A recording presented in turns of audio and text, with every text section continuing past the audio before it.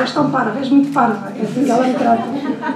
Olha, eu vou tentar não usar, não usar o microfone. Sim, força. Antes de mais, eu tenho mesmo de dizer isso, eu disse à Dulce quando cheguei que gostava de falar, mas não podia falar, mas vou falar. Eu escolhi imensas páginas deste livro. Este livro eu conheço acho que tudo o que a Dulce escreveu até agora. Este livro, para mim, é mesmo muito especial. Esta Iliade é da Bárbara, mas é minha. Ou seja, ela ocupa, acho que nos ocupa a todas nós. E há pouco falava com a Mónica de uma coisa que é como se existisse uma pacificação das personagens femininas que a Dulce criou ao longo destes anos todos. Ou seja, como se aqui não é bem uma redenção, mas é como se através de uma observação, de uma noção clara da morte, porque a morte está perto dela desde o início, existisse um aceitar de eu sou como sou e eu vou fazer aquilo que me apetece. Se calhar, pronto, tenho 40 anos, tenho 2 filhas, se calhar eu penso que eu vou fazer aquilo que me apetece, ainda bem, e posso fazê-lo, mas pronto, isto para dizer o quê? Tive algumas dificuldades em escolher os bocadinhos que eu vou ler e, para além disso, senti que tudo o que eu possa fazer aqui esta noite não faz justiça ao que eu acho que está dentro. Acho que isto é dos leitores mesmo e, portanto, eu vou limitar-me a tentar ler o melhor que sei e posso e tentar corresponder um bocadinho a este convite que é absolutamente extraordinário para mim. Obrigada. Se não ouvirem, digam, por favor, que eu vou para o microfone. O telemóvel assinalou a recepção de uma mensagem. Era o Jorge a querer saber notícias da avó. A avó está a perder o juízo, escrevi no ecrã brilhante do telemóvel, mas apaguei logo de seguida. Escrevi: tenho saudades de ser jovem no verão, sem saber de onde me tinha surgido aquilo. Reli a frase, apaguei-a. Gostava dos ecrãs dos telemóveis, da existência dos sítios onde as palavras podiam ser tão facilmente destruídas como criadas, sem deixar marcas, sítios brilhantes, impolentos, sem riscos, nem rasuras, nem memórias, onde era sempre possível recomeçar. Escrevi, li-te quando saí de casa da minha mãe e enviei a mensagem.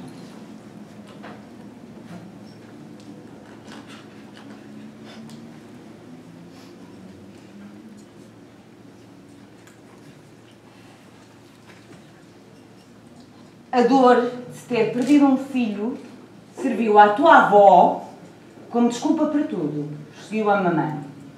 Só que a velha esqueceu-se que eu também tinha a dor de ter perdido um marido e, além disso, uma órfã para criar. Aparentemente, a avó esquecera-se que, ao morrer-lhe o filho, tinha-lhe morrido o marido da mamã e a mamã esquecia-se que, ao morrer-lhe o marido, tinha morrido o papá. Na verdade, para mim, o papá morreu 2 vezes. Apesar disso, sempre me custou acreditar na sua morte. Talvez por nunca ter visto o corpo do papá morto. Na primeira morte do papá, vivíamos em casa da avó e eu ainda não sabia bem o que era morrer. A morte ainda era só uma coisa de bichos, uma coisa útil.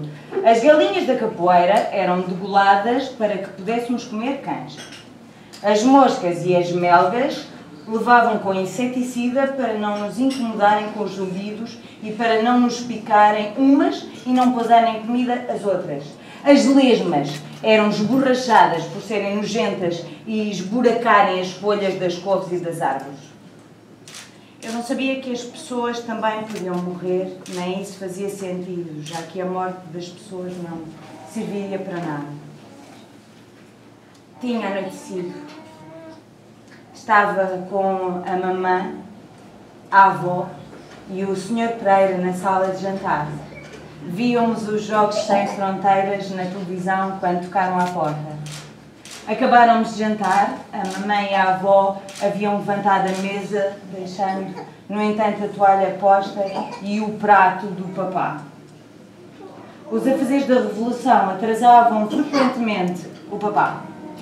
O Sr. Pereira estava numa poltrona e eu noutra. A mamãe e a avó mantinham-se à mesa, assistindo aí ao programa enquanto esperavam pelo papá. Portugal ainda não entrava nos Jogos Sem Fronteiras. A mamãe torcia pela França, amour et bonheur, e o Sr. Pereira pela Alemanha, porque os alemães eram um povo civilizado que não se aliava a bárbaros. A avó não se pronunciava. E o papá, nas poucas vezes que estiver em casa durante os jogos, acharam-os desinteressantes. Eu era obrigada a não desmentir a mamã, que nos declarava aliadas do país do amor, mas secretamente tinha passado a querer que ganhasse a Jugoslávia. Recém-chegada aos jogos, tinha a simpatia do papá. Quando tocaram à porta, a mamã apressou-se a levantar-se para ser ela a atravessar o corredor de uma ponta à outra e abrir a porta ao papá, que não devia saber das chaves, estava com dificuldades em dar com a fechadura. Mas em vez de voltar com o papá, a mamãe começou a gritar. Acorremos todos. O Antoninho? A avó não conseguia dizer mais nada. O Antoninho? A mamãe veio ao meu encontro, agarrou-me a meio do corredor e enfiou-nos, a mim e a ela, no nosso quarto. Abraçada a mim, apertava-me com muita força e não parava de soluçar. O papá morreu. Aprendi assim de uma só vez que as pessoas podiam morrer como os bichos e que a qualidade das suas mortes era o sofrimento que causavam aos outros. Até aquela noite também não sabia que podia haver dor a sério, sem que o corpo estivesse magoado. A avó e a mamã tinham o corpo intacto.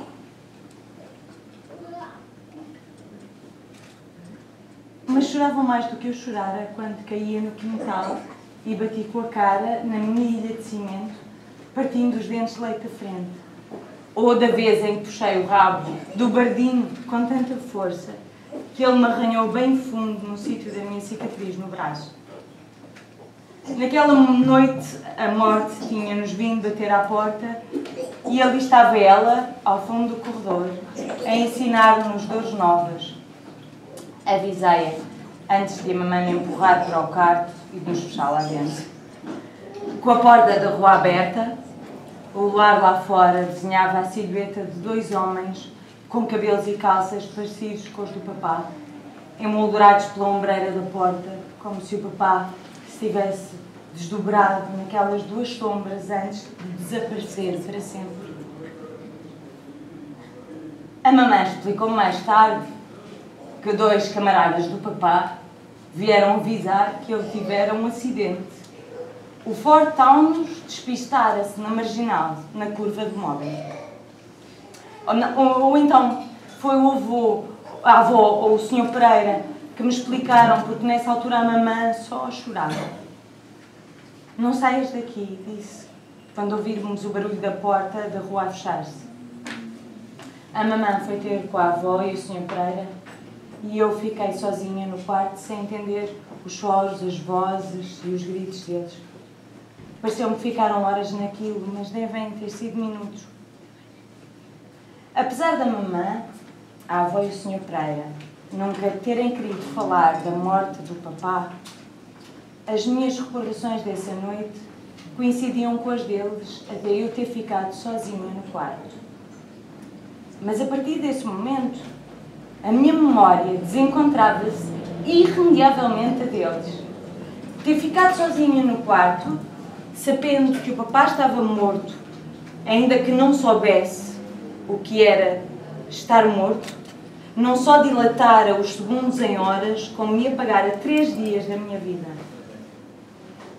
O momento seguinte que me lembrava era da mamã a pôr apressadamente a minha roupa num saco de viagem e obrigar-me a entrar para dentro da carrinha de viagem do Sr. Pereira. Que o Sr. Pereira tirou tão à pressa da garagem que raspou a pintura no muro, mas anos mais tarde, quando insisti em falar disso, a mamã, a avó e o Sr. Pereira explicaram-me que as coisas não tinham acontecido assim. Era verdade que o Sr. Pereira me levara de carro para a aldeia dele para eu mudar de viagem, porque eu chorara quase toda a viagem, que a avó e a mamã tinham ido ter connosco passado uns dias, vestidas de preto dos pés à cabeça. Tudo isso era verdade. Só que a viagem para a aldeia não fora na noite da morte do papá, mas 3 noites depois, quando a avó achou que não devia continuar a assistir à prostração a que a mamã se entregara. Assustava-me que 3 dias da minha vida tivessem desaparecido, que por mais que me esforçasse não conseguisse resgatar qualquer memória do que neles tinha passado. Havia uma ameaça em tudo o que era incompreensível e o apagão, como eu passei a chamar-lhe, aterrorizava-me. Era natural que o choque da morte do papá tivesse provocado um curto-circuito na minha cabeça. Se é que se pode assemelhar o cérebro a uma instalação elétrica, mas era estranho que eu me lembrasse tão bem de tudo, até ficar sozinha no quarto e que não tivesse uma imagem sequer do funeral e do velório do papá. Para onde tinham ido aqueles 3 dias que continham esses momentos tão importantes?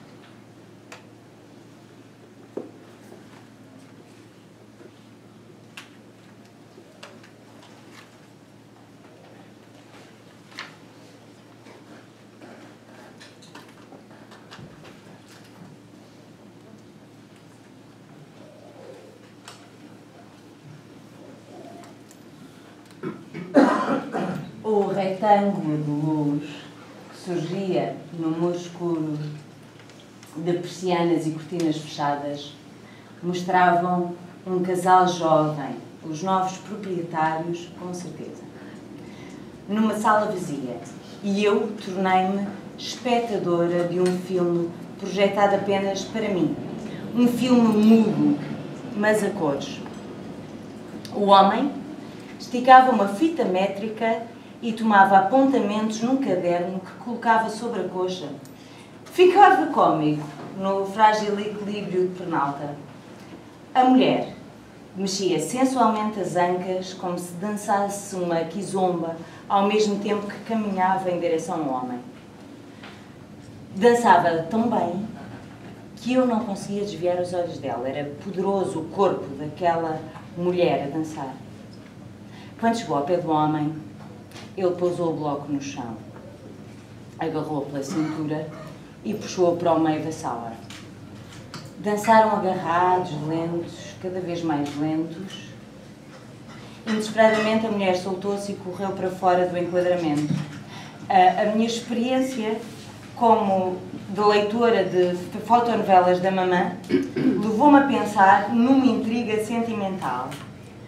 A mulher descobrira a marca do batom de uma desconhecida no colarinho do homem e ausentara-se para que ele não a visse chorar.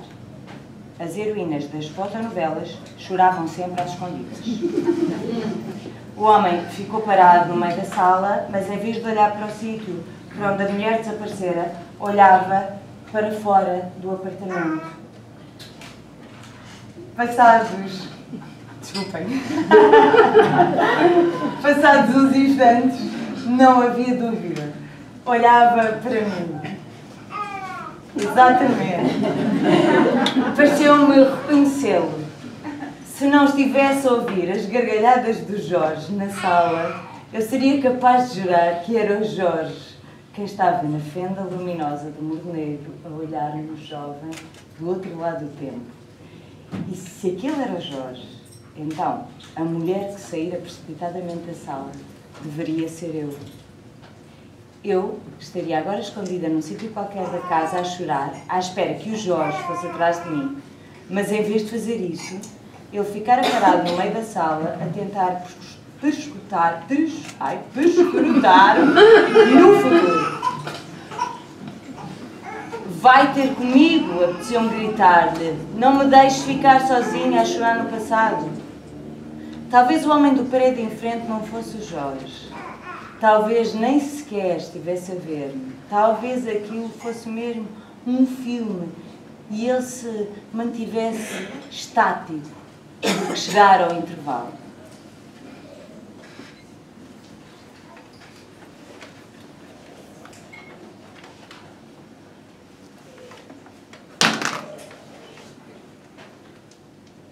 O tempo, o cansaço, ou sei lá o quê, tornar ao Jorge um desconhecido com o corpo do Jorge, a doença, tornar a avó uma desconhecida com o corpo da avó, e a Inês, tivesse eu culpa disso ou não, queria ser uma desconhecida para mim. Apesar da diferente rapidez e forma que eles haviam seguido, o Jorge, numa mudança lenta e distraída, a da avó abrupta e incontrolável, a da Inês apressada e negligente, todos se haviam tornado desconhecidos e eu não sabia o que pensar deles, nem como me relacionar com eles, partilhar a casa e vida com desconhecidos, os meus entes amados. A pergunta que me deveria colocar, a pergunta para 1 milhão que existia sempre nos concursos televisivos, deveria ser: quem eram aqueles desconhecidos? Ou então, o que me angustiava ainda mais, uma pergunta que me dizia respeito só a mim. Se o Jorge e a Inês haviam mudado tanto a ponto de eu não os reconhecer, se a doença da avó a havia mudado tanto a ponto de já não ser a mesma pessoa, isso queria dizer que também eu podia mudar a ponto de não me reconhecer. E se isso já tivesse acontecido? Dada a improbabilidade do Jorge e a Inês se terem tornado desconhecidos ao mesmo tempo, teria sido eu quem mudara?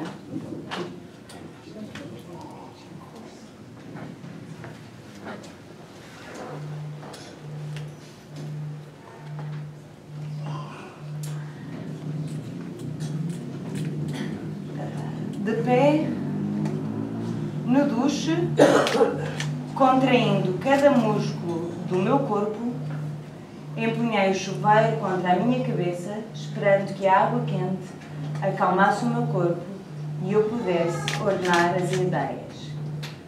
Fame, I'm gonna live forever.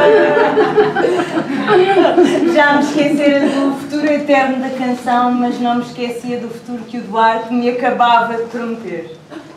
A resposta que ele me dera não me saía da cabeça. Não tinha a certeza de ele ter dito: temos a vida inteira ou temos o futuro inteiro. O mais certo era ele ter dito: temos a vida inteira. E eu ter ouvido o futuro inteiro por causa dos rapazes da torre. Os rapazes da torre tinham sorrisos largos onde cabiam futuros inteiros. O telemóvel assinalou a recepção de uma mensagem. Não consigo parar de pensar em ti. Não consigo parar de pensar em ti. Não consigo parar de pensar em ti. Saber o Duarte acordado a pensar em mim encheu-me de felicidade e fez-me esquecer a solidão em que o Jorge e os seus planetas me deixavam. O Duarte e eu fodemos dali a 2 dias. E vou andar atrás porque me esqueci de uma página. E depois calmo para sempre. Não para sempre.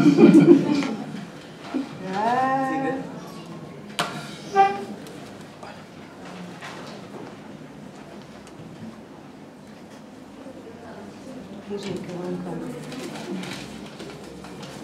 Olha, não encontro. É porque não tenho que encontrar.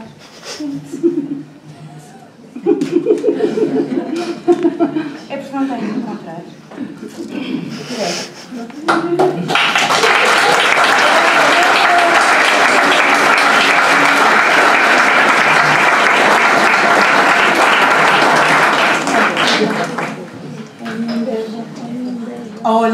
bem, Inês. Pensei na frase que se escreveram no dia anterior no telemóvel. Tenho saudades de ser jovem no verão. Tinha saudades de ser jovem no verão, de ir a pé junto ao mar, da praia do Tamariz até Cascais. Eu ia pelo Pardão, guardando para outras coisas o dinheiro do comboio que a mamã me dava contrariada. Com tanta praia em Cascais, o que há de especial no Estoril? Refilava ela, nas vezes em que aceitava, abrir o pequeno porta-moedas de fole e tirar uma nota de 20 escudos. Nessa altura, o Pardão era ainda um caminho solitário que parecia servir apenas para desfazer a bravura das ondas e estava entregue a exibicionistas, pescadores e ladrões amadores, turistas incautos e ao cheiro de maresia que às vezes se materializava num estranho nevoeiro que não deixava ver a curva do mar ao fundo, quase a chegar a Cascais. Andar a pé era ainda coisa de pobres, que caminhava quem não tinha dinheiro para andar de carro.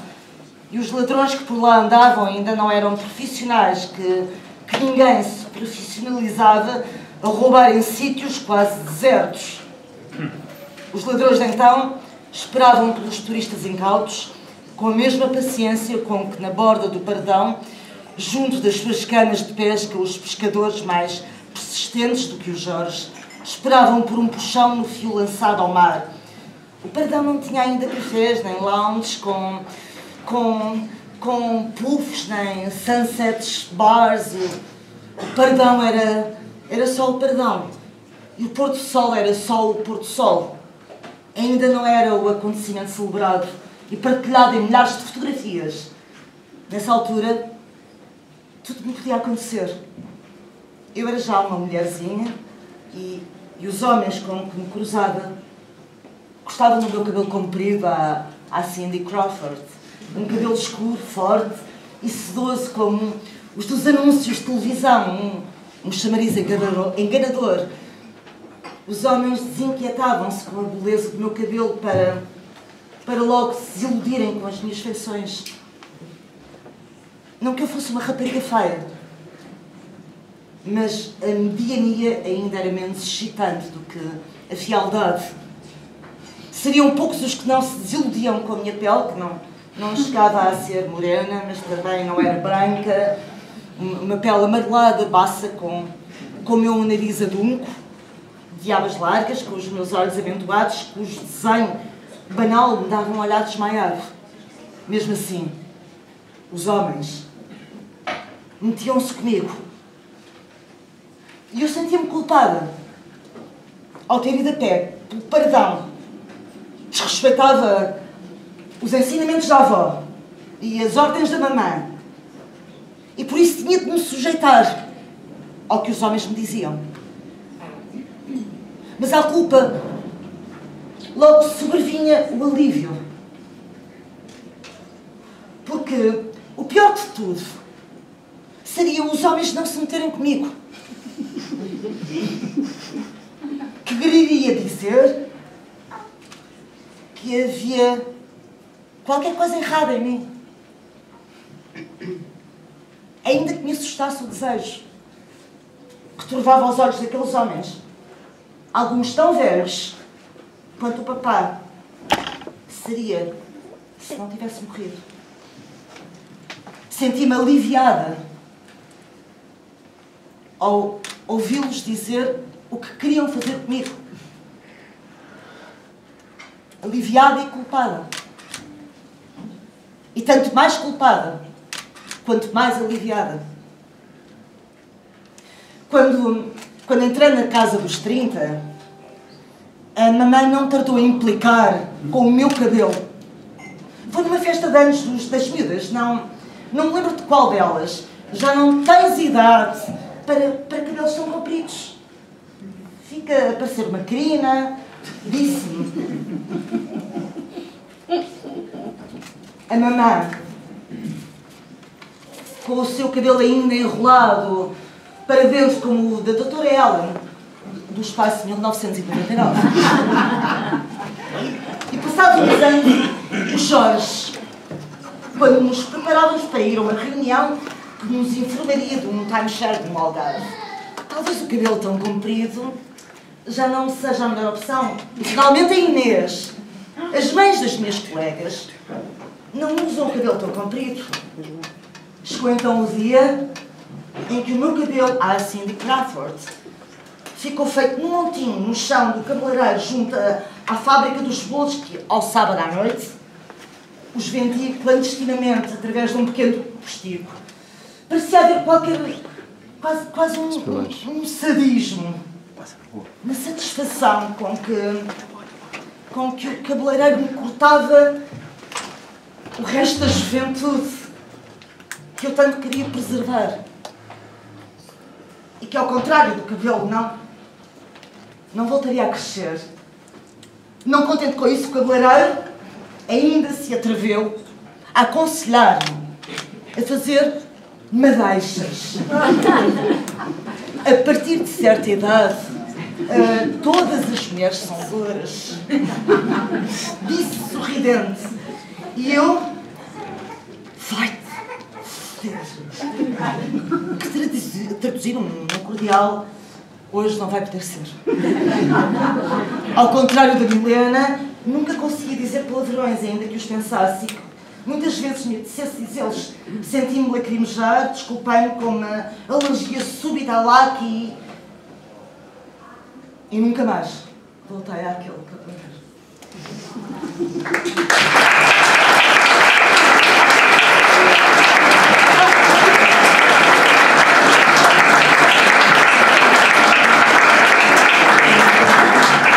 Não, deixa-me ser. Tu também. E depois ainda temos mais um bocadinho.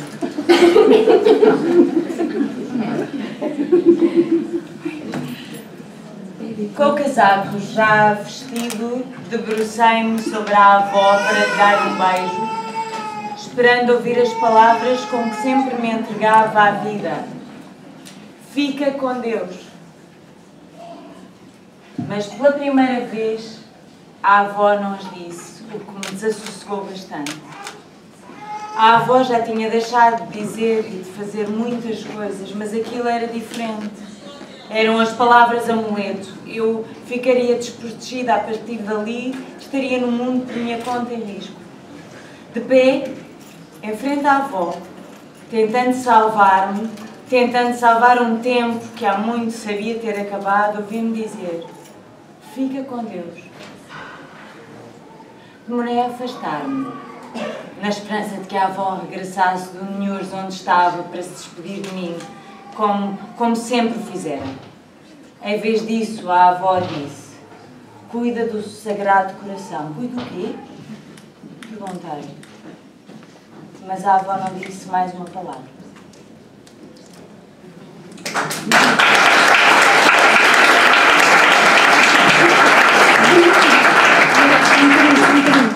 Só um bocadinho para terminar. Não, temos 15 minutos cada um. Mas só disse 3. Está bem, querida. Elas têm sempre muito medo que lermos seja uma coisa aborrecida, mas eu acho que não é. Falamos aqui por causa do livro. Estava quase a terminar as arrumações. Mais uma ida à casa e traria ao resto. Ao entrar no elevador, abri novamente o Facebook, num gesto automático.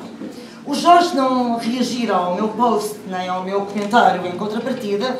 Tinha posto um sorriso no comentário Table for One. O elevador ainda não passara, o segundo andar, e eu já tinha agradecido com um sorriso igual o comentário que o meu colega fizera à fotografia das minhas pernas. Demorava mais o elevador a subir os 6 andares do que eu a vigiar o Facebook do Jorge e a meter-me com o meu colega. Fora do mundo virtual, a realidade era lenta. Quando cheguei ao 6º andar, continuei a olhar para o espelho do elevador. Passei com a ponta do indicador as olheiras que antecipavam o período. Procurei pelas raízes brancas dos cabelos, nas frontes e na testa. Analisei a flacidez do contorno do rosto, a secura da pele dos lábios, as rugas da testa. Meia-idade, pensei. Meia-idade queria dizer o quê? Que já não tinha muito a perder, nem a ganhar. A primeira metade da minha vida estava gasta. E faltava-me, se tudo corresse bem, a metade do acaso. A meia-idade também significava, no que me dizia respeito, que a minha vida era o resultado das decisões de há muitos anos. Significava que eu nunca mais a repensara. Que a inércia, o hábito e o medo do desconhecido haviam feito com que eu tivesse aceitado, muitas vezes sem dar conta, os carris por onde seguia. Na meia-idade, o tempo das escolhas já tinha passado. Escolher pertencia à adolescência. No início da idade adulta ia para ciências ou para humanidades. Experimentava drogas, fazia ou não a vontade da pílula do Marco, aceitava um emprego de merda ou esperava por aquele que merecia. Ia viver ou não ia viver com o Jorge. Deixava ou não deixava de tomar a pílula. A adrenalina da escolha.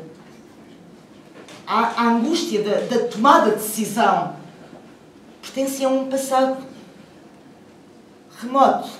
Agora, já nada havia para escolher, nem para decidir. A vida estava embalada. Não era fácil travá-la. Não era fácil desembrulhá-la. E não me interessava que a morte, a minha morte, tivesse deixado de ser uma coisa abstrata e me espreitasse ao espelho. Pensando bem, talvez houvesse. Afinal, trouxe no comentário que o meu colega da agência concorrente fizera às minhas pernas. Retirei o gosto que lhe havia feito de sair do elevador a correr e entrei em casa. O Jorge e a Inês estavam no sofá da sala. Suspeitei que a imagem da idílica relação entre pai e filha não teria durado mais do que o tempo de terem tirado a fotografia publicada no Facebook.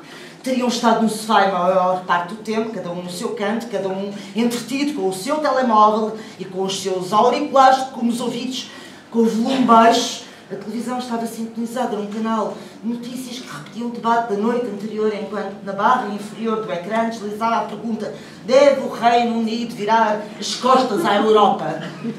Mas nem o Jorge, nem a Inês olhavam para a televisão, e se a concorrente de ar não tivesse feito esvoaçar os cortinados, também não teriam dado conta de que eu entrara em casa. Precisas de ajuda? Perguntou o Jorge, tirando só um dos auriculares do ouvido. Como não respondi o meu silêncio, foi assumido como resposta negativa e ele recolocou o auricular e regressou ao telemóvel. Com o Jorge, o silêncio criava mais mal-entendidos do que as palavras. A Inês pegou no comando do televisor. Este assunto já chateia e fez desaparecer o debate e as listas de argumentos contra e a favor de o Reino Unido sair da União Europeia. A televisão ficou a passar um concurso onde pares ou trios de alemães andavam todos nus numa ilha paradisíaca à procura do amor.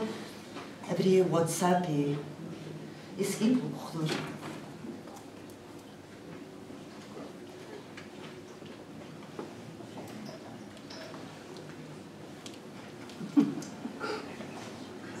Por andar então entretidos com a Márcia, recém-chegada, e com a recuperação do espírito de família, nenhum deles reparou em mim, em como eu estava, diferente.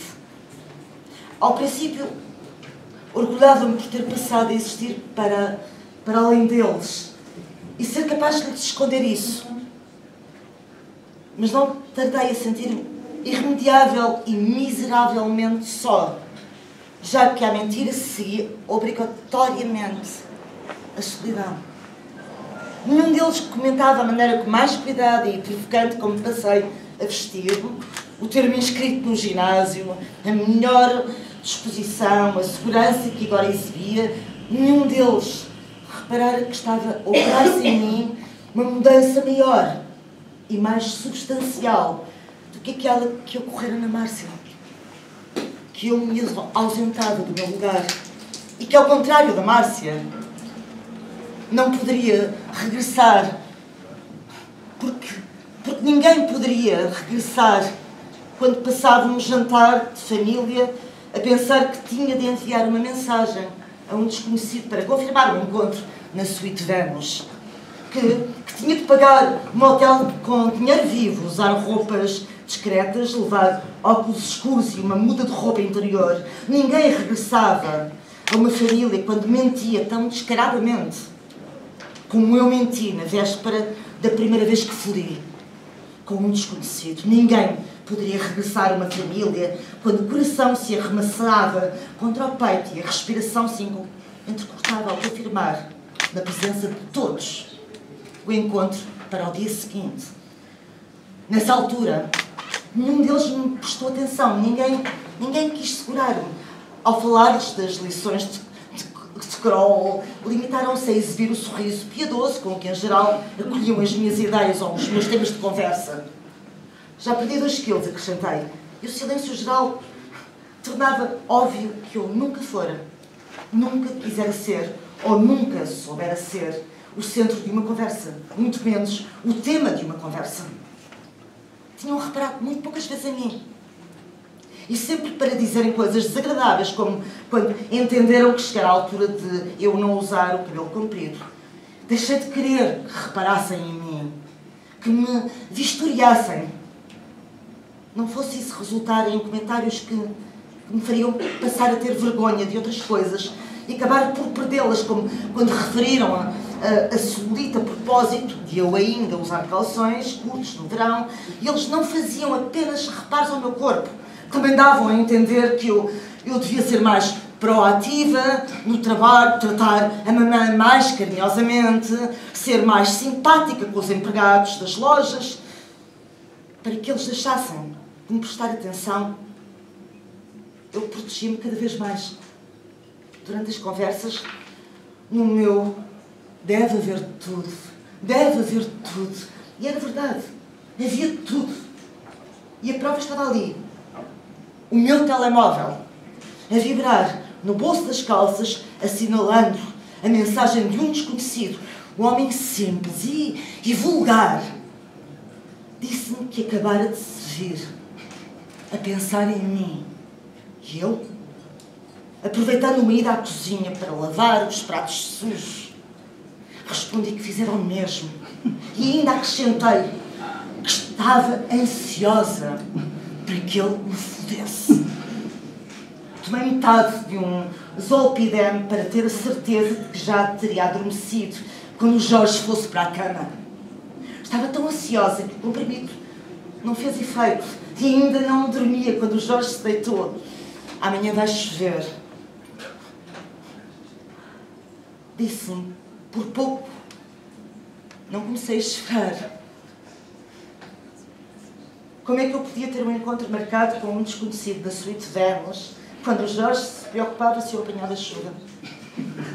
Durante minutos pensei em acabar com tudo, eliminar de vez o perfil do Tinder e pedir ao Jorge para irmos com lua de mel, um pequeno esforço dele e eu ter-me tornado um pouco mais densa, tardaria o impacto, mas duvido que ainda houvesse maneira de parar a máquina de traição. Mas o Jorge disse-me, boa noite, quando ouvi a sua respiração pesada, porque no dia seguinte eu estaria na garagem do motel, na IC19, à hora marcada, o corpo a acordar por dentro, como quando avistei os rapazes da torre nas suas bicicletas em tronco nu. Anda cá, Eliade.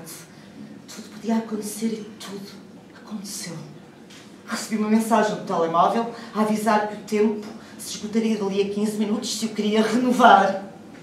imitando o homem que já tinha ido embora há mais de 2 horas, que cantarolei uma modinha no duche e enchi-me de um sabonete que cheirava enjoativamente a pêssego. Quando saí da garagem do motel IC19, chovia como o Jorge me avisara na noite anterior e vim risível, com os meus óculos escuros. Lembrando que o café acabara, fiz um desvio para o ir comprar, ouvi pacientemente a explicação da vendedora sobre os países produtores de café, os aromas frutados e florais, os valores génicos, uma vendedora simpática, meiga, com uma orgulhosa aliança no anular esquerdo. Nessa noite deixei-me ficar na sala a ver televisão com o Jorge. De vez em quando ele trocava mensagem pelo telemóvel e eu mantive o meu em silêncio. Experimentar a benigna paz de já não ter medo, de me descobrir diferente, de me saber igual ao que sempre fora, de já não poder ir mais além. Durante quase 2 meses achei que sim, que não podia ir mais além, que a máquina da traição atingir ao seu destino e que, a partir dali, tudo seriam variações do mesmo ato.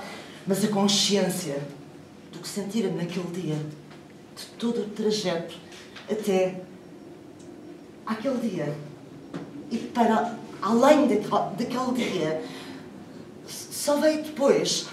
Foram precisos uns quantos desconhecidos em suítes de motéis, em carros estacionados, em estradas desertas, em casas vazias, cuja venda eu angariar para que conseguisse encontrar nas palavras o eco dos meus sentimentos, para que o desejo, o medo, o prazer e a paz que eu sentir em bruto passassem a ser traduzíveis por palavras e a ser moldados por elas.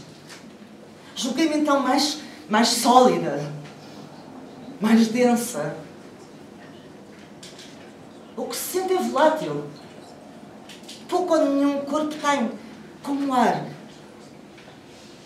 Mas as palavras podem ter corpo, podem cimentar-se e cimentar nos sentimentos.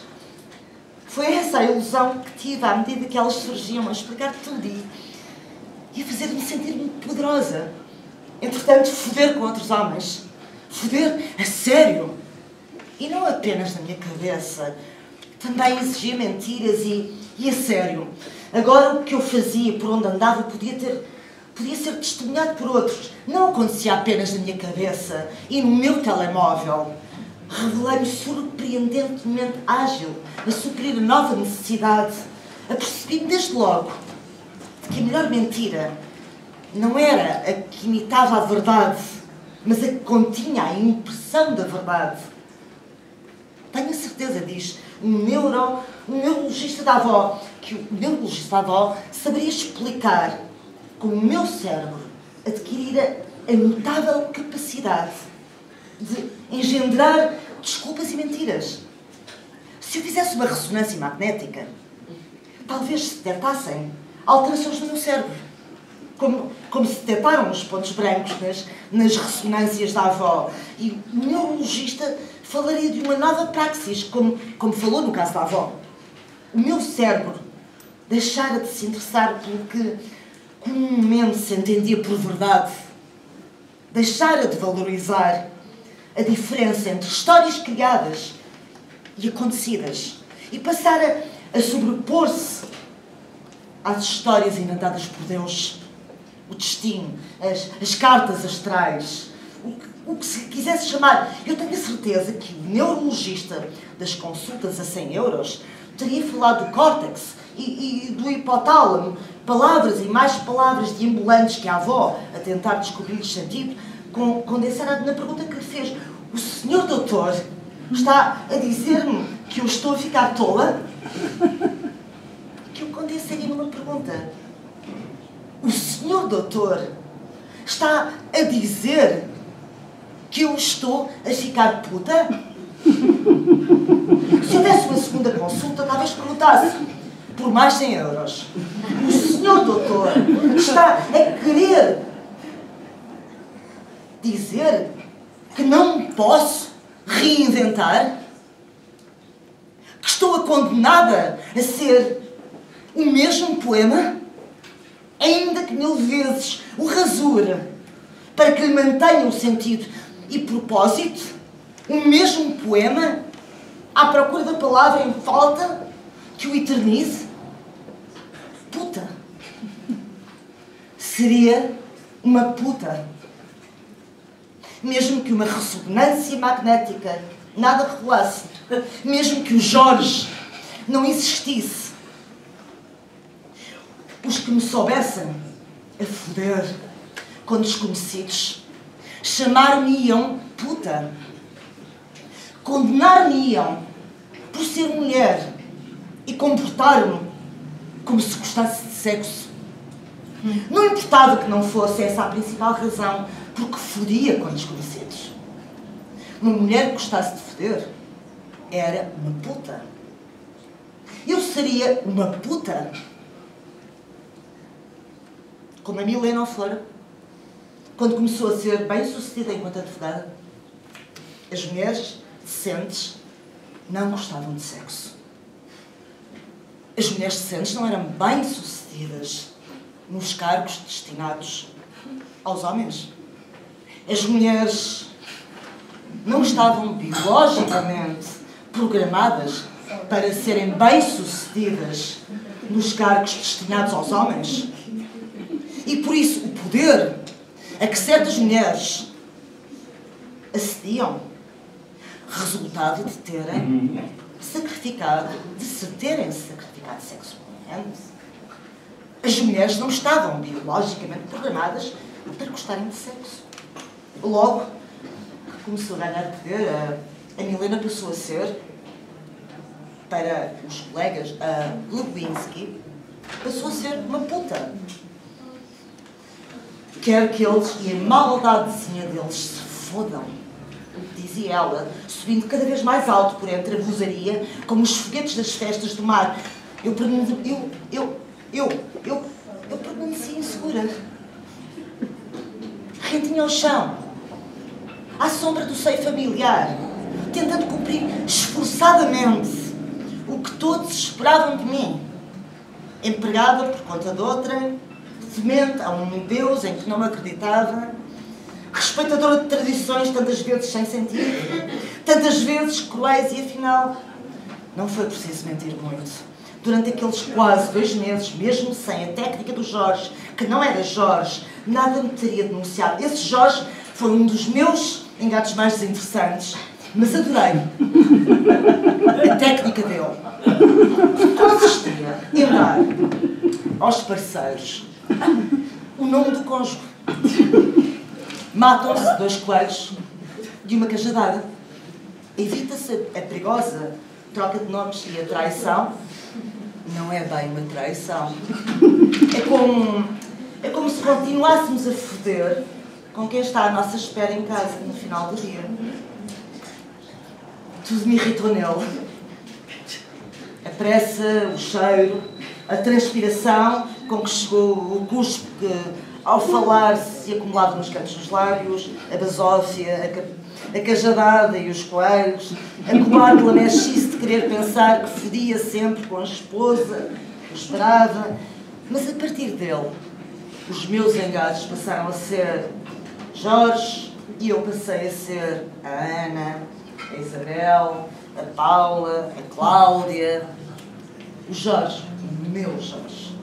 E as miúdas davam conta de que eu passava menos tempo em casa, mas a minha ausência estava justificada pelas visitas à avó e pelo ginásio que passara a frequentar e, claro, pelo trabalho. Os estrangeiros não param de comprar casas em Portugal. O mundo inteiro parecia querer mudar-se para Portugal. Dei a entender que, desde o período em que a avó vivera connosco, tudo em nossa casa me lembrava que ia enterrar no lar e que isso me magoava. Eles terão julgado que essa era a principal razão por que me inscreveram no ginásio e evitavam falar disso. Sabiam que a avó era para mim um assunto doloroso, que lhes convinha deixar arrumado como estava. Nenhum deles queria voltar atrás. Eu também não. O silêncio era, agora, por razões diferentes, a melhor solução para todos.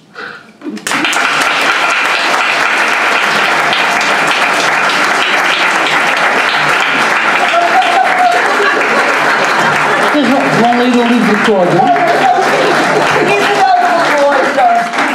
Agora só, eu não falei a seguir à Isabel, mas pronto, agora tipo Mónica, não Mónica, não. Obrigada, Dulce, e pronto.